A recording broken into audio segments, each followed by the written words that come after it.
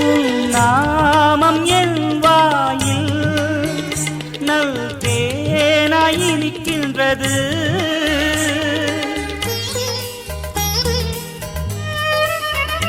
உன் வாழ்வு என் நெஞ்சில் நல் செய்தியாய் ஜோனிக்கின்றது.